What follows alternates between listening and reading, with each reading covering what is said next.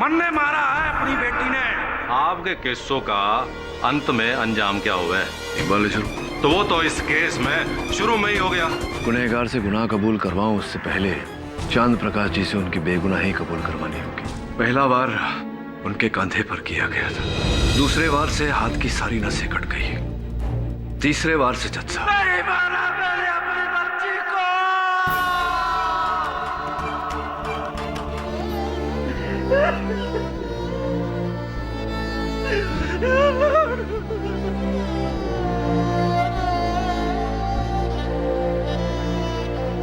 चंद्र प्रकाश जी, आप बेगुनाह हैं?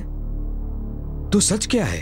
ये सच है कि उस दिन मैं कुल्हाड़ी लेकर घर से निकला था अपनी बेटी को धमकाने के लिए कि अगर वो मेरे साथ नहीं लौटी तो मैं सुरेश को वहीं मार दूंगा।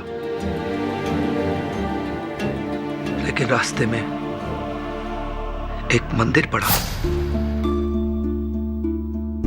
दुर्गा माता का मंदिर। ये वही मंदिर था जहां 21 साल पहले मैंने गिड़गिड़ा के मिन्नतें मांगी, तब जाकर मेरे घर पर औलाद हुई। मेरी पहली बेटी पिंकी। मैं सोच में पड़ गया कि जिस खुशी को पाने के लिए मैंने सालों झोली फैलाई उसे इतनी आसानी से लौटा दूंगा? नहीं, भगवान मुझे कभी माफ नहीं करेगा, कभी माफ नहीं करेगा। इसी उधेड़पुण में मैं मंदिर की सीढ़ियों पे बैठ गया और वही मंदिर पर बैठे बैठे मेरा जमीर जागा और मैंने इरादा बना लिया कि चाहे जो भी हो, जैसा भी हो, मैं अपनी बेटी का बसा हुआ घर उजड़ने नहीं दूंगा। पर दूसरी ओर यह भी ख्याल आया कि पिंकी की इस हरकत से मेरी दोनों बेटियों का गांव में रहना दुश्वार हो जाएगा। सारी रात इसी उधेड़पुन में मैंने गुजार दी। मैंने इरादा बना लिया कि चाहे जो भी हो, जैसा भी हो, मैं अपनी बेटी का बसा हुआ घर नहीं उजड़ने दूंगा। कुल्हाड़ी को मैंने वहीं मंदिर के पीछे झाड़ियों में फेंक दिया। सुबह उठा, घर लौटने की तैयारी कर रहा था कि रास्ते में पुलिस ने थाम लिया। दरोगा जी बोले कि सुरेश और पिंकी का कत्ल हो गया है। वो खबर सुनकर मैं अंदर से ही हिल गया, मेरा कलेजा फट गया। फिर एहसास हुआ कि मैं एक बेटी ने तो नहीं बचा सका, बाकी दो ने बचा लूं। और मैंने फैसला किया कि पिंकी और सुरेश की मौत का इल्जाम मैं अपने सर पर ले लूंगा। गांव वाले और पंच लोग यही कहेंगे कि गलती तो हुई है लेकिन सुधार भी लिया है और मेरी दो बेटियों का भविष्य सुधर जाएगा। साहब, इसीलिए मैंने सब सुंदर, बहुत सुंदर। थारा जमीर उस दिन मंदिर में ना जागा था चंद्र प्रकाश, बल्कि अभी अभी यहीं जागा है, वो भी केटी जी की दिल छोड़ने वाली कहानी सुनकर। वाह! इसलिए तुम अपने किए को झुटला रहे हो, लेकिन सच वहीं का वहीं है कि खून तुमने ही किया है। भरद्वाज जी, क्या कहा था आपने? The case is over. Sorry my friend, but the case has just begun. शुरुआत है अभी। जज साहब, चांद प्रकाश जी के कथन के अनुसार इन्होंने अपनी कुल्हाड़ी माता जी के मंदिर के पीछे वाली झाड़ियों में डाली। अब कानूनन हमारा फर्ज बनता है कि उन झाड़ियों की तुरंत तलाशी ली जाए। और अगर इनकी कुल्हाड़ी वहां मिल जाती है तब तो इनका सच प्रमाणित हो जाता है। तलाशी तो होगी, लेकिन केडी तुम ये भूल रहे हो कि इस केस में चंद्र प्रकाश का कोई अपना इकलौता बयान तो है नहीं, क्योंकि उसके खिलाफ और भी कई बयान हैं। और योर ऑनर, सबसे अहम है सरपंच के बेटे सोनू का बयान, जिसने खुद अपनी आंखों से देखा है कि चांद प्रकाश ने हत्या की है। खेड़ी सर,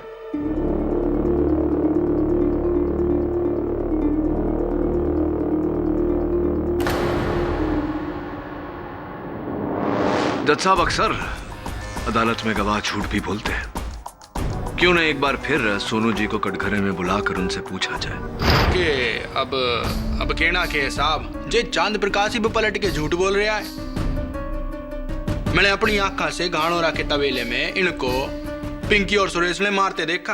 और दर्शक की तरह वहां खड़े रहे, उन्हें रोकने का प्रयास नहीं किया, पिंकी सुरेश को बचाने का प्रयास नहीं किया, बस खड़े खड़े देखते रहे। मैं कोई फिल्म का एक्शन हीरो ना हूँ जो बीच में कूद पड़ता, और जो बीच में कूद पड़ता तो यहाँ पिंकी सुरेश के साथ मारी मौत का भी केस लड़ा जा रहा होता।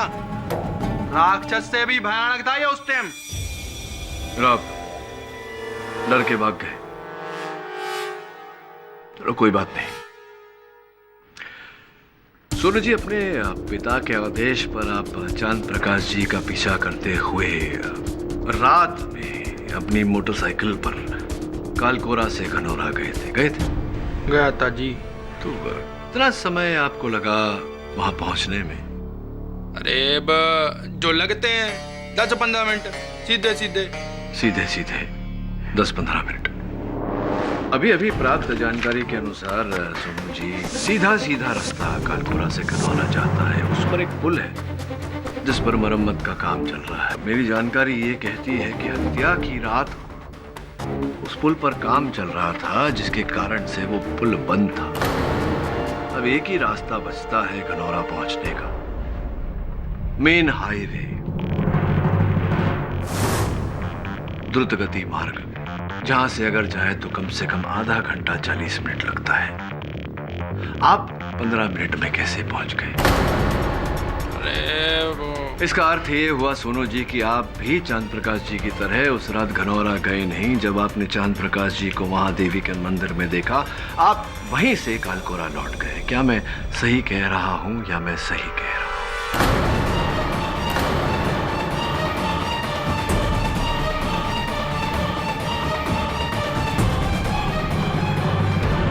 मैं सही कह रहा हूं। अब बताइए सोनू जी कि इतने सभ्य व्यक्ति के विरुद्ध आपने अदालत में झूठा बयान क्यों दिया? भाई बहुत सुंदर केडी साहब, बहुत सुंदर। आखिरकार आपने यहाँ पर अजनबी होने का सबूत दे ही दिया। भाई माना के कालकोरा से घनौरा जाने तक का पहला रास्ता है पुल का, माना, और दूसरा रास्ता, लंबा रास्ता है मेन हाईवे, ये भी माना। पर केडी साहब, एक तीसरा रास्ता भी है जो बथुआ की कच्ची पगडंडी से लगते हुए मोहेरा के बाईपास वाली रोड पे खुले है, और वहां पे केवल बाइकें जा सकें। और उस रास्ते से घनौरा तक पहुंचने के लिए योर ऑनर लगे हैं केवल 15 मिनट। अरे हाँ साहब जी, एकदम सही, मैं उसी रास्ते से तो गया था।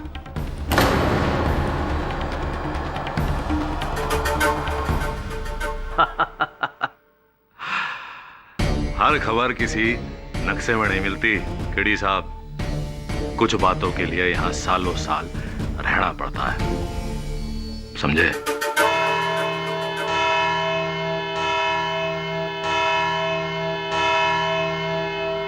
यह अदालत परसों 11 बजे तक के लिए मुलतवी की जाती है। धीरज रखिए लाजवंती जी। ऐसा सोचिए कि आपके पति ने अपना बयान बदलकर हमारा काम आसान कर दिया। बहुत जल्द असल हत्यारे तक।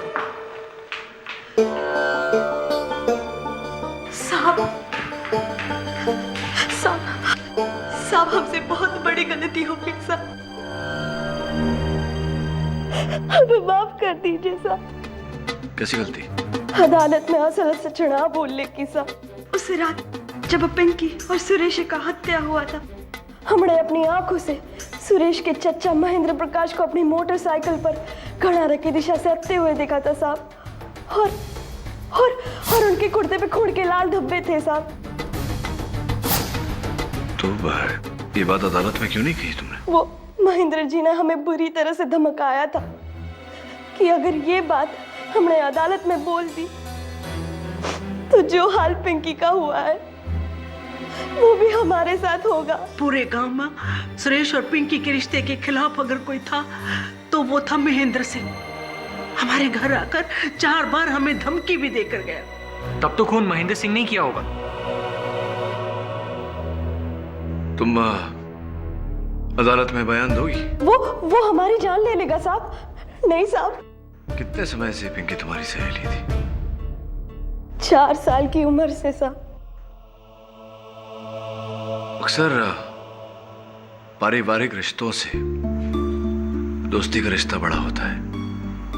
जरा सोचो, अगर तुम्हारी जगह पिंकी होती तो क्या बयान देती? वो भी जरूर गवाही देती साहब, वो जरूर गवाही देती। वरुण, जा घर छोड़ा। Be careful. जी सर। कल बयान देना है अदालत में।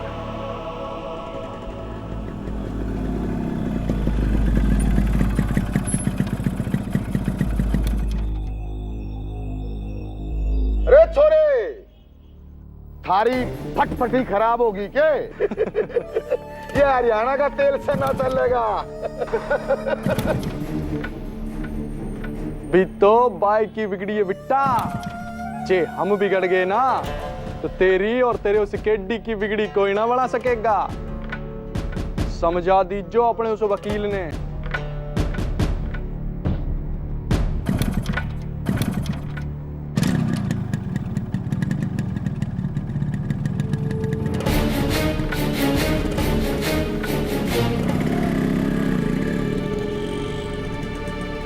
क्या होया महेंद्र सिंह जी?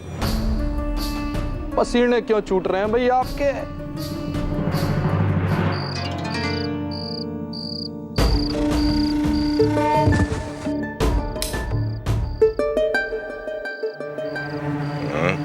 दरवाजे पर कोई है जी, देखिए ना।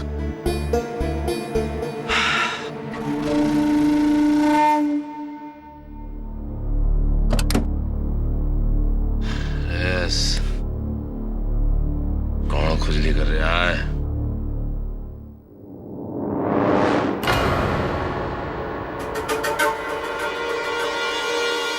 ओके। आपको पूरा विश्वास है कि जो छींटे आपने महेंद्र सिंह जी की कमीज पर देखे थे वो खून के छींटे थे? जी, मैंने देखा था। मैंने जब इसे कल इस लौंडे के साथ देखा था तभी समझ गया था कि ये कोर्ट में जहर उगलेगी। आप उस रात कनौरा से आ रहे थे महेंद्र सिंह जी? जी हाँ, उसी पगडंडी से आ रहा था। ठेके की वसूली करने गया था कनौरा। और आपकी कमीज पर खून के छींटे थे? हाँ थे। अरे वकील साहब कुछ बोलो ना। घबरावे मत महेंद्र प्रकाश, मैं कहना नहीं यही हूं। ये कमीज वही है जो उस रात महेंद्र प्रकाश ने पहनी थी। और योर ऑनर, पाठक जी और देवगी जी का कहना बिल्कुल सही है। ये कमीज खून से सनी हुई है, लेकिन ये खून के निशान सुरेश और पिंकी से तो दूर किसी इंसान के भी ना है, योर ऑनर। सर जी, वकील साहब एकदम ठीक कह रहे थे। वो हमारी बाइक के आगे एक खरगोश कट गया था और उसी के खून के छिट्टे हमारी कमीज पे आ गए थे। मोटरसाइकिल के पहिए के नीचे खरगोश आ गया और खून के छींटे इतने ऊपर तक आ गए। अब जनाब केडी जी कुछ भी सोचे हैं, लेकिन सच्चाई तो यू ही है। और इन कुर्ते पे लगे खून के दागों को साबित करेगी ये फोरेंसिक रिपोर्ट, योर ऑनर। ये खून खरगोश का ही है, बनी रैबिट है।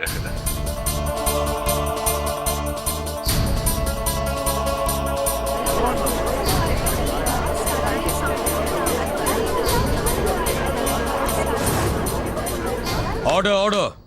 जज साहब, मुझे संदेह है कि कमीज को बदल दिया गया है, इसलिए मैं देवकी को एक बार फिर कटघरे में बुलाना चाहूंगा। इजाजत है।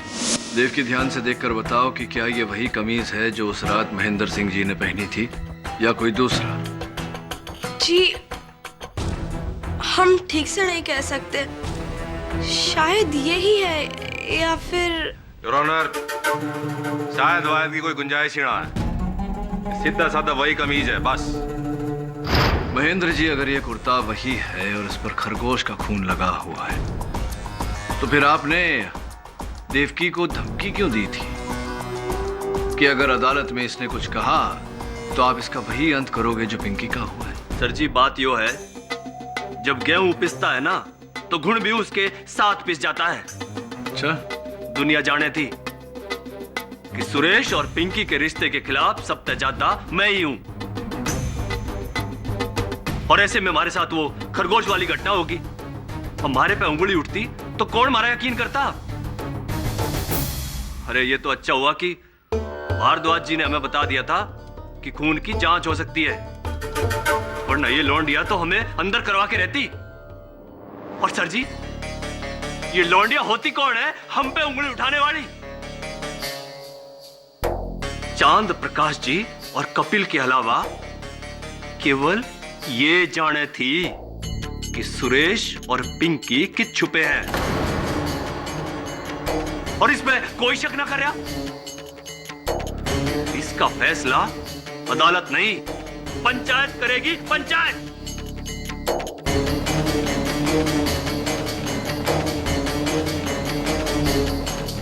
शांत हो जाइए मिस्टर महेंद्र सिंह। मिस्टर पाठक, आपको इनसे कुछ पूछना है? इनसे तो कुछ नहीं पूछना है, लेकिन हाँ, पुलिस से अवश्य पूछना चाहूंगा कि मंदिर के पीछे झाड़ियों में उन्हें वो कुल्हाड़ी मिली या नहीं। ना जी, पूरी झाड़ियों का चप्पा चप्पा छाण मारा हमने, कुल्हाड़ी तो दूर, एक कैंची भी बरामद ना हुई। सरकार, पुलिस को लागे है कि ये आदमी मनगढ़ंत कहानियां बना करके हम सबको बना रहा है। किसी ने उसे नदी में फेंका है मर्डर वर्डर करके। बहुत सुंदर इंस्पेक्टर साहब, लेकिन योर ऑनर, वो कुल्हाड़ी ना तो झाड़ियों में है और ना ही किसी नदी में। कुल्हाड़ी है हमारे पास।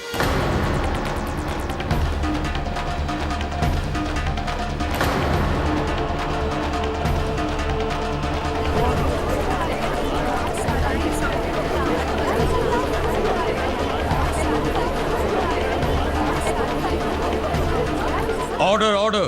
के पटक जी, हमारे पिटारे से आंखें तो ना चौड़ दिया गई।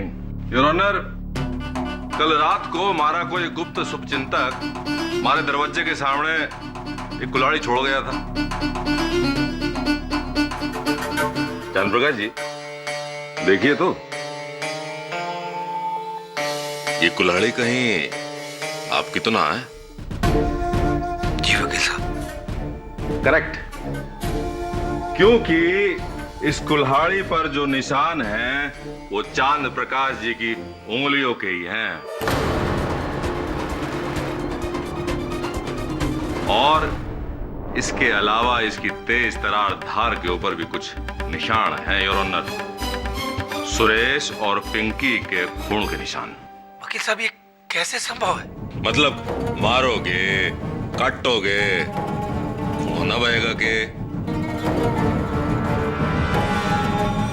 जज साहब, ऐसा भी तो हो सकता है कि इस कुल्हाड़ी को किसी ने झाड़ियों में से चुरा कर उसके बाद इस पर पिंकी और सुरेश का खून लगाया। अरे बहुत सुंदर गेडी साहब, बहुत सुंदर। मौके के 10 दिन बाद वो खून आएगा कहां से? वो खून 10 दिन में सूखना गया होगा। और वैसे भी योर ऑनर, रिपोर्ट के अनुसार इस कुल्हाड़ी पर जो खून मिला है वो उसी दिन का है जिस दिन कत्ल हुआ था। अब बोलिए पाठक जी, अब तो कुल्हाड़ी का खून भी चीख चीख के बोल रहा है कि ससुरा कातिल कौन है।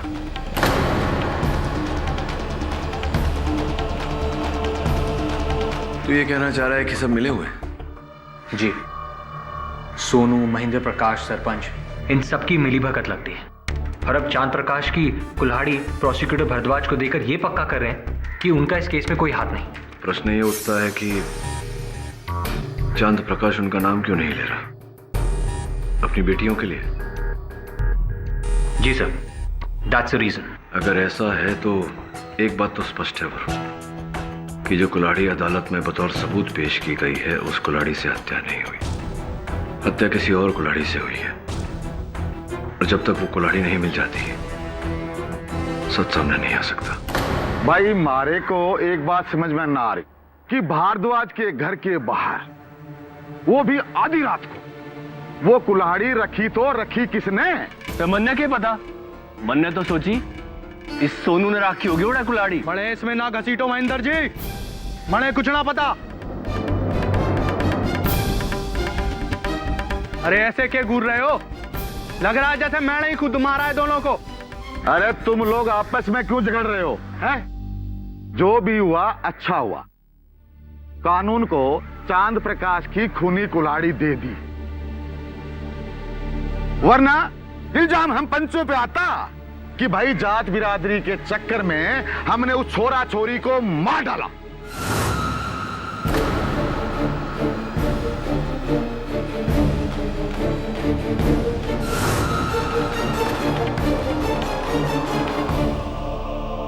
सुनो, इस देवकी पर नजर रख, वरना सारे गांव को ले डूबेगी ये। ये सब काम हमसे ना करवा बापू, वरना बाद में फंसते हम ही हैं। बावड़ा चाहिए। महेंद्र, तू गांव में सबसे समझदार है, तू उस पे नजर रख। जी सरपंच जी, इब तो मैं ही रखूंगा इस देवकी पे नजर।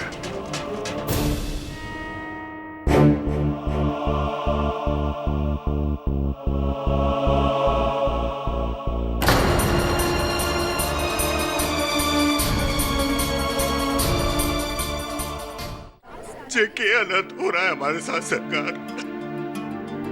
बड़े बड़ा अपना बेटा खोया, और ये अपना छोटा भाई महेंद्र, पता नहीं कौन दुश्मनी निभा रहा है हमारे साथ सरकार। महेंद्र प्रकाश की मौत कैसे हुई? आत्महत्या योर ऑनर, आत्महत्या। महेंद्र प्रकाश ने पुल से कूद के अपनी जान दे दी। जज साहब, ये आत्महत्या नहीं हत्या है। बहुत सुंदर है तो। आप वहां पे थे जो आपने देखा अपनी आंखों से कि दुर्भाग्यवश नहीं था, होता तो महेंद्र प्रताप को बचा लेता। आप वहां होते तो क्या देखते? अरे देखता कैसे कूदता, और क्या देखता उसमें। और पुल से कूदने के लिए पुल के मुंडेर पर या दीवार पर खड़े होना या हाथ लगाना आवश्यक है। अरे बिल्कुल जरूरी है। किंतु योर ऑनर, उस पुल के मुंडेर पर न महेंद्र प्रताप के पांव के निशान मिले न हाथों के। इसका सीधा साधा अर्थ है जज साहब, किसी ने महेंद्र प्रताप के शरीर को वहां से उछाल कर नीचे गिराया है।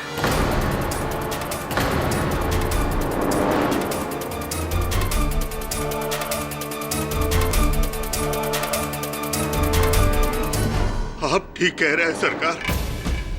हमारे को भी लगता है कि किसी ने हमारे भाई महेंद्र को मारा है, क्योंकि परसों रात जब वो अपने घर लौटा तो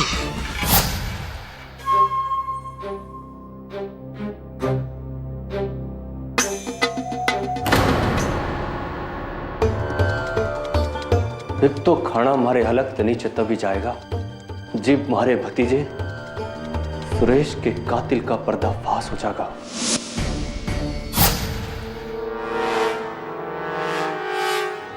सुरेश का कातिल? उस रात महेंद्र फोन पर किससे बात कर रहा था? पता ना है जी, क्योंकि महेंद्र की लाश से कोई फोन ना मिला। लेकिन मारे को पता है कि वो उस रात कहां गया था। ये सरपंच जी के पास।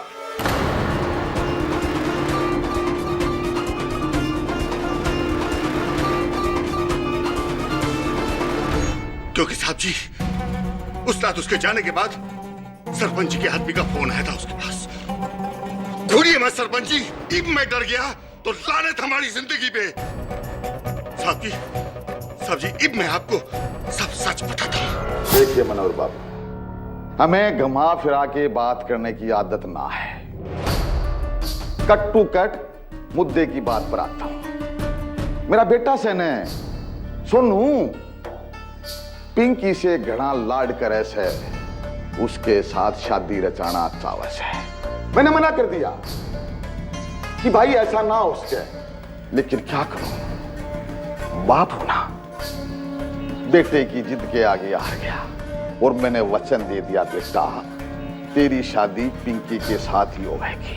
आपका जो छोरा है सुरेश आजकल पिंकी के साथ घनी घुटर घूं कर रहा है, उसे समझा देना कि पिंकी के साथ अपनी लव स्टोरी को इतने ही खत्म कर दे,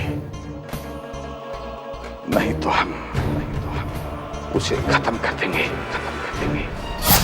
सरकार, सरपंच लक्ष्मण लाल ने ही मारा है मेरे बेटे और मेरे भाई महेंद्र प्रताप को। माई बाप, ये अपने छोरे और छोटे भाई की मौत की वजह से बावड़ा हो गया है, तभी तो अनाप शनाप बोल रहा है। भला मैं अपने इस बेटे सोनू की शादी पिंकी से कैसे करवा देता? सरपंच जी, जब आपको इन दोनों की शादी नहीं करवानी थी तो फिर आपने पंडित जी से सोनू और पिंकी की कुंडली क्यों मिलवाई थी?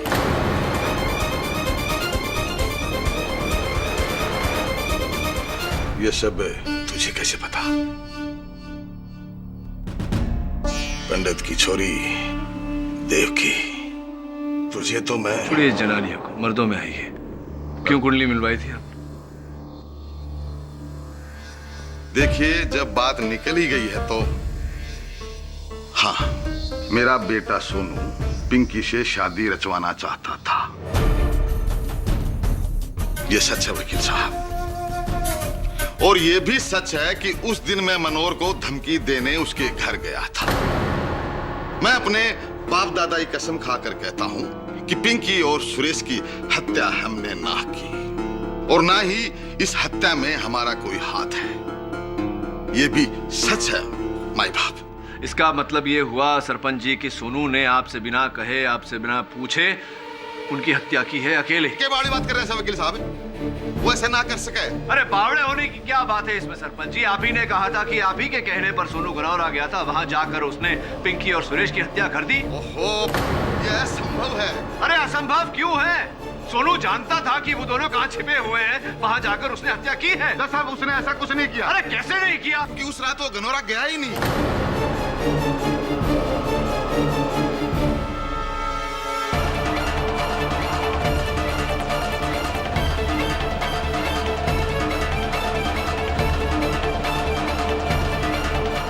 अगर वो गनौरा गया नहीं था तो फिर उसने चांद प्रकाश जी को पिंकी और सुरेश की हत्या करते हुए कैसे देखा सरपंच जी? दूरबीन से? आपने तो हमें फंसा दिया, पूरी तरह फंसा दिया। अब क्या करेंगे सोनू जी? सच का साथ देंगे या अब आपको झूठा साबित करेंगे? बापू सच बोल रहे हैं, हम उस रात गनौरा पहुंचे ही नहीं। तो अदालत में झूठ क्यों बोला था? ताकि जे चांद प्रकाश को पूरी तरह सजा हो जाए। ये मारी और पिंकी की शादी के सख्त खिलाफ था, तब से मैं इससे दुश्मन बन बैठा। ऐसी बदला, रिवेंज, प्रतिशोध। लेकिन कुल मिला के सत्य ये है कि आप घनौरा गए ही नहीं और आपने चांद प्रकाश जी को सुरेश और पिंकी की हत्या करते हुए नहीं देखा। ना जी, हम तो घनौरा तक पहुंच ही ना पाए। हमारी तो बाइक की 5 मिनट बाद फेल होगी। हमने ना पता कि ये मंदिर गए कि घनौरा। Very nice. तो मतलब कि अभी तक चांद प्रकाश जी के नए बयान का कोई सबूत ना है। ये तो घनी बुरी खबर है केडी भाई, क्योंकि भले ही सोनू लाल की गवाही झूठी हो, लेकिन कुल्हाड़ी पे लगा खून चीख चीख के कह रहा है योर ऑनर कि उस रात चांद प्रकाश जी मंदिर में ना बल्कि घनौरा के उस कमरे में थे जहां उन्होंने बेदर्दी से, बेरहमी से अपनी बेटी और दामाद का कत्ल कर दिया। नहीं नहीं नहीं नहीं वकील साहब,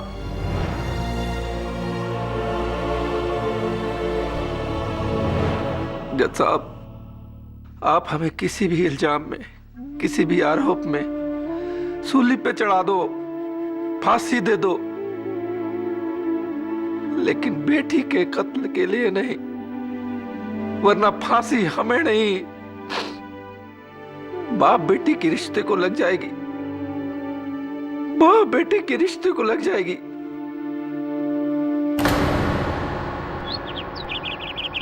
मिल गया सर, सेल कंपनी से महेंद्र प्रकाश का फोन रिकॉर्ड। मुझे लगता है मरने से पहले महेंद्र प्रकाश इसी नंबर पे बात कर रहा था। लगा जरा।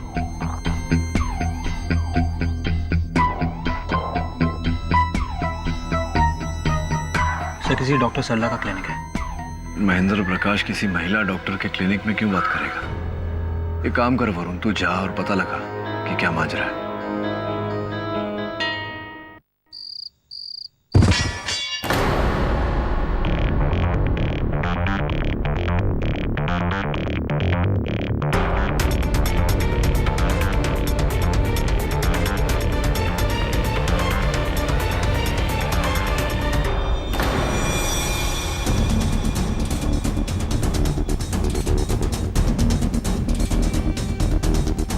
भाई वकील बाबू, हमने सुना है कि कल रात को किसी ने आपको एक कुल्हाड़ी भेजी, क्या ये सच है? जी ठीक सुना है। पंचायत चाहती है कि उस कुल्हाड़ी को तुम यहाँ मेरे सामने पेश करो। क्षमा चाहता हूँ सरपंच जी, संभव नहीं। वो कुल्हाड़ी तो मैंने पुलिस के हवाले कर दी है, वो सरकारी सबूत है।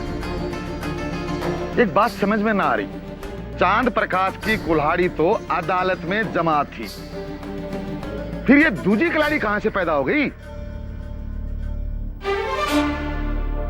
सरपंच जी, वो कुल्हाड़ी किसकी थी, उस पर खून किसका था, ये तो कल आपको, मुझे, यहाँ उपस्थित बाकी सारे लोगों को पता चल ही जाएगा अदालत में, फोरेंसिक रिपोर्ट आने के बाद।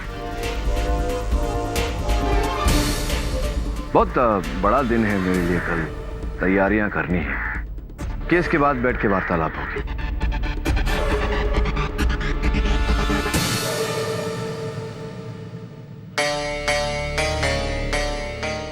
मतलब हमारी तरह ये कुल्हाड़ी आपको भी भेजी गई? जी जी, मुझे भी भेजी गई थी। अब योर ऑनर, इसकी फोरेंसिक रिपोर्ट भी आती ही होगी। खेड़ी सर, ये लीजिए, आ गई। ये लीजिए योर ऑनर।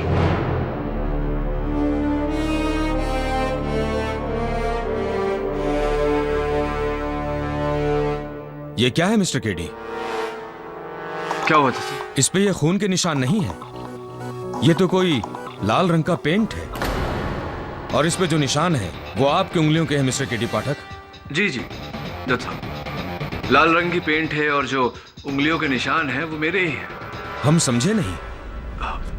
जज साहब, दरअसल मैंने ये कुल्हाड़ी जो है ये मेरे सहायक वरुण द्वारा लाजवंती जी के घर के बाहर, दरवाजे के बाहर फेंकवाया था। अरे युग क्या मतलब हुआ हा? तो फिर पुलिस रिपोर्ट करवाने का और फोरेंसिक रिपोर्ट करवाने का क्या मतलब? सबका टाइम वेस्ट। ये तो सबकी आंखों में धूल झोंकड़ा हुआ।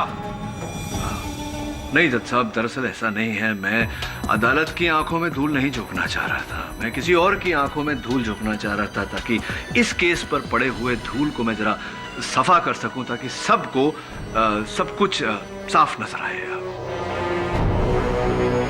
कुछ थोड़ा सा पेचीदा है भरद्वाज जी, मैं समझाता हूँ धीरे धीरे। मैं समझाऊं उससे पहले और ऑनर, मैं देवकी को कटघरे में बुलाने की अनुमति चाहता हूँ। इजाजत है।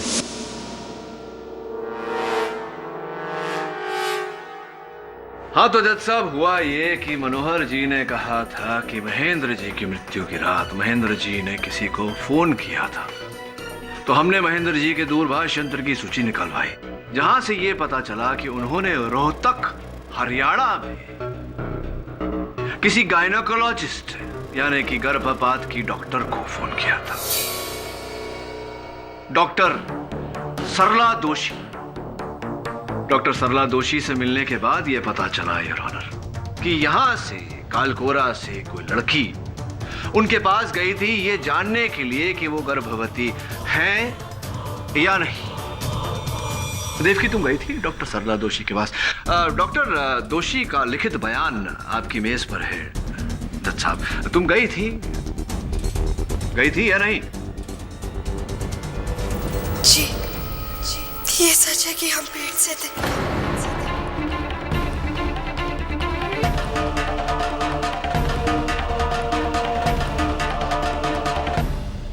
महेंद्र जी ये जान चुके थे कि तुम गर्भवती हो, इसीलिए उन्होंने डॉक्टर सरला दोषी को फोन किया था, क्या ये सही है? जी, और तुम्हारे पेट में जो बच्चा पल रहा था उसके पिता सुरेश थे, क्या ये भी सही है? जी, ये भी सच है।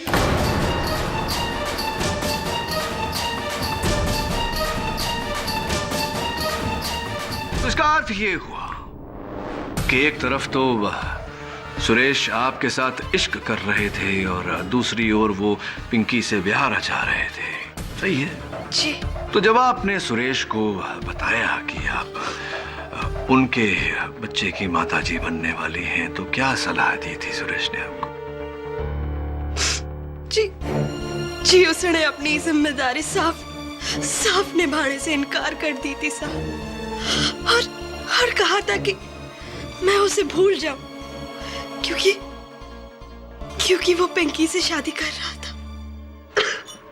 देव की ये तो कोई कारण नहीं हुआ वहां जाकर उन दोनों को इतनी बेरहमी से मारने का। हत्या नहीं करनी चाहिए थी आपको उनकी। नहीं साहब, नहीं, हमने उन दोनों को नहीं मारा साहब।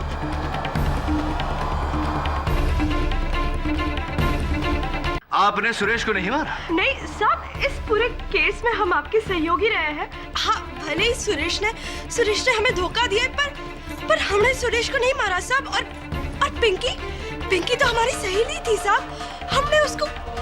हम उसको क्यों मारेंगे साहब? नहीं साहब, हमने उन दोनों को नहीं मारा हमने उन दोनों को। एक मिनट। ये कालकोरा में एक पुराना विद्यालय है, उसके पीछे एक बड़ा सा पेड़ है, उस पेड़ के पीछे एक बड़ा सा पत्थर है, उस पत्थर के नीचे एक गड्ढा है जिसमें कुछ गड़ा हुआ है। क्या गड़ा हुआ है उस गड्ढे में? मुझे क्या पता, हम नहीं जानते इन सब के बारे में, हमें कुछ नहीं पता। अरे आपको नहीं पता, ऐसे कैसे? मन्ने कैसे पता होगा? अरे आपको पता होना चाहिए, क्योंकि कल रात को आप उसी गड्ढे में कुछ ढूंढ रही थी। क्या ढूंढ रही थी?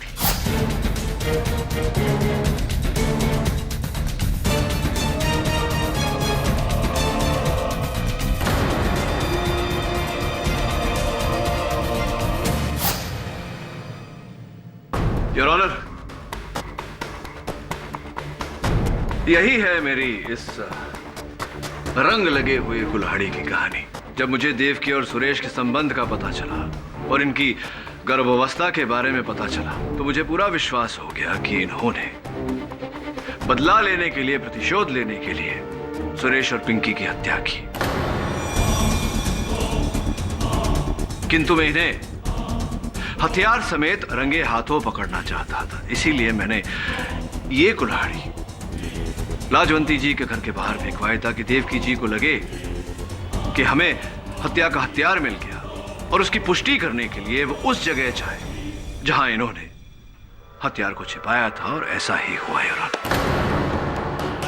ये छोटा सा खेल मुझे खेलना पड़ा जज साहब, मैं अदालत से क्षमा चाहता हूं, लेकिन अब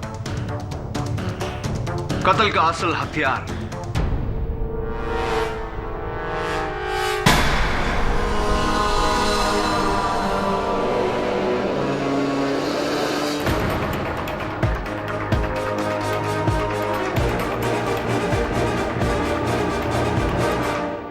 ये कुल्हाड़ी और ऑनर जो पुराने विद्यालय के पीछे, पेड़ के पीछे, पत्थर के नीचे गड्ढे से बरामद हुई। मुझे पूरा विश्वास है कि फोरेंसिक जांच भी यही कहेगी कि इस पर जो खून लगा हुआ है वो पिंकी और सुरेश का है, और इस पर देवकी के उंगलियों के निशान है।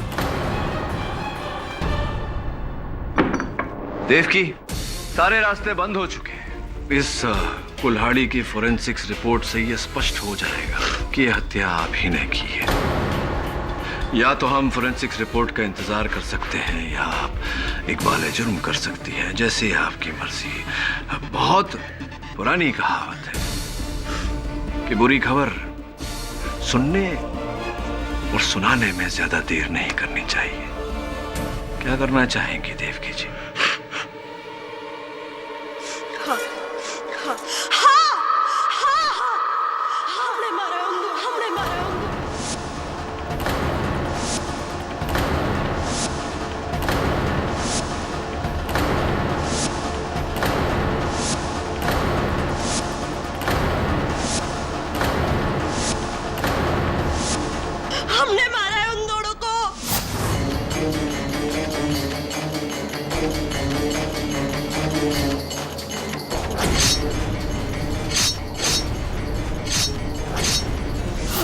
को मारकर घड़ोरा पे 2 आदमी को पैसे देकर उनकी लाश पुंड के नीचे फिकवा दी। 4 सालों से चाहती थी मैं सुरेश को, 4 साल। और उसने चुना भी तो किसे? उस पिंकी को, जिसने शादी के सारे कामकाज खुद हमसे ही करवाए, ये जाने बिना कि सुरेश उसका नहीं, सुरेश मेरा है, सुरेश मेरा था। और क्या सजा देती उन दोनों को मैं? मार डाला दोनों को मैंने। मेरी इतनी बड़ी बेइज्जती कैसे सहन कर सकती थी मैं? लेकिन चांद प्रकाश के खून से सनी वो कुल्हाड़ी, पुलिस के आने से पहले मैंने ही वो कुल्हाड़ी मंदिर के झाड़ियों के पीछे से छुड़ा और मेरे कंगनों में सुरेश और पिंकी का सूखा हुआ खून लगा हुआ था। उसी खून को मैंने किसी भी तरह उस कुल्हाड़ी में लगा दिया और उस कुल्हाड़ी को बोरी में डालकर आपके घर के सामने रख दी।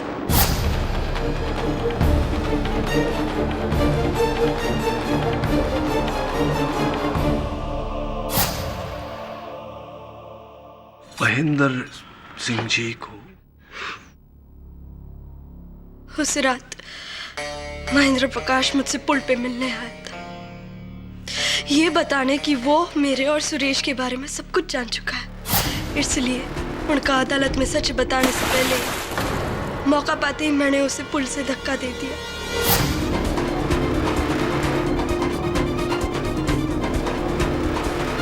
उसे भी मैंने मार डाला सुरेश के लिए। ताऊजी जैसा बाप सिर्फ अपनी बेटी की लंबी उम्र की कामना कर सकता है, उसे मार नहीं सकता। ताऊजी निर्दोष है साहब। देवकी जी, ऐसा कहा जाता है कि इश्क और जंग में सब जायज है, किंतु हत्या नहीं।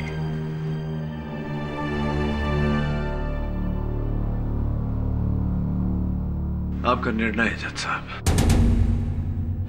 गवाहों के बयानात और हालात को मद्देनजर रखते हुए ये अदालत सूरज प्रकाश और पिंकी उर्फ पद्मिनी प्रकाश और महेंद्र सिंह की कत्ल में देवकी चंद्र को दोषी पाते हुए ताज़ीरात हिंद दफा 302 के तहत उम्र कैद का हुक्म सुनाती है और पिंकी के पिता चंद्र प्रकाश को बेगुनाह पाते हुए इस केस से बाइज्जत बरी करती है। The case is closed. Bharadwaj ji. KD साहब, वैसे तो जब मैं केस जीतू हूं तब ये बोलूं कि भाई वाह बहुत सुंदर फलाना ढिमाका, लेकिन आज सच्चाई की इस तरह जीत देखकर कहना पड़ेगा कि भाई वाकई बहुत बहुत सुंदर। भरद्वाज जी, कभी कभी जब मन में दुविधा हो तो दिल की बात मान लेनी चाहिए, क्योंकि दिल होता तो लेफ्ट पे है, लेकिन दिल की बात हमेशा राइट होती है। मैं राइट और राइट।